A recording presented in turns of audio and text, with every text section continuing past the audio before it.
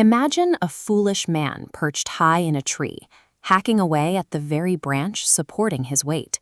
It is one of history's great ironies that this oblivious figure eventually produced the most sophisticated poetry in the Sanskrit language. Traditional accounts describe Kalidasa as an uneducated orphan, a man who grew up entirely within the rhythms of the natural world. He lacked any formal training in grammar or logic, and the sacred Vedas remained entirely close to him.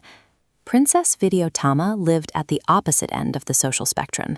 Her intellectual brilliance was matched only by her pride. She famously vowed to marry only the man who could outmatch her in a scholarly debate.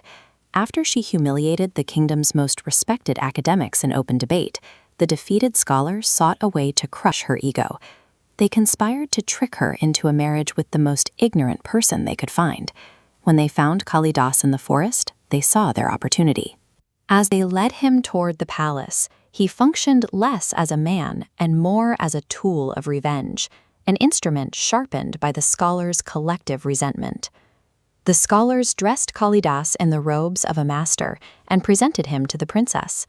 They claimed he had taken a strict vow of silence and would only communicate his philosophical arguments through hand gestures. Vidyotama began the debate by holding up one finger to assert that God is a single entity. Kalidasa, believing she was threatening to poke his eye out, immediately raised two fingers, intending to poke both of hers in return. The scholars stepped in instantly to interpret this hostility as wisdom. They explained to the princess that their master was arguing that the divine and the individual soul are both necessary components of existence. When she showed 5 fingers to represent the 5 senses, Kalidasa made a tight fist, ready to punch her. The scholars quickly translated this as a profound statement on the necessity of controlling the senses. The deception worked. Convinced she had finally met an intellectual superior, Vidyotama agreed to a marriage that would legally bind her to a man who could barely speak her language. The charade collapsed on their wedding night. When the sound of an animal echoed from the garden, Vidyotama turned to her husband and asked him to identify it. Kalidasa attempted to answer, but his crude pronunciation and mangled grammar revealed the truth instantly. The image of the silent philosopher vanished, replaced by the reality of an unlettered commoner. Vidyotama's reaction was immediate and fierce.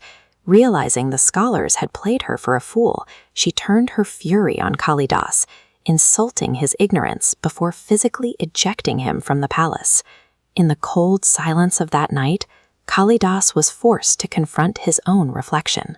He finally recognized the fool that the world had used and discarded, stripped of the borrowed robes and the scholars' lies. Standing outside the palace gates, Kalidasa faced a total binary. He could fade into the permanent shame of his reputation, or he could force a complete reinvention of his own mind. He sought refuge at a temple of the goddess Kali. In a state of desperate surrender, he focused every ounce of his will on a single goal, the acquisition of knowledge. While folklore speaks of a divine blessing, the transformation took a human shape through the sudden ignition of an obsessive, insatiable hunger for learning. His previous simplicity was replaced by a drive to master every text he could find. Real mastery required years of grueling practice and linguistic study. He took the memory of his public humiliation and used it as a propellant, pushing himself to achieve a level of literary skill that few in history have ever touched. Kalidasa eventually returned to the world as a supreme master of Sanskrit. He authored definitive works like Abhikyan Shakuntalam and Meghadutam, which continue to serve as the benchmark for classical Indian literature. His genius is perhaps most evident in Meghadutam. The man, once mocked for his lack of speech, conceived of an exiled lover using a passing cloud as a messenger, weaving nature and human emotion into a single breathtaking narrative. The exact dates of his life remain a subject of scholarly debate, generally placed between the 3rd and 5th centuries CE. Because he left no personal records, we must rely on the works themselves to understand the man. The ruins of his era tell us little about his daily life, but the intricate structure of his poetry stands as an undeniable fact. The words outlived the man and the civilization that produced him. Kalidas's trajectory suggests that the circumstances of a person's beginning have no power to define the final outcome of their life. When society labels an individual as untalented or incapable, it is merely the expression of a temporary opinion. These labels only gain the weight of a life sentence if they are accepted as truth. True personal power begins on the day you stop negotiating with the world's definition of who you are allowed to become.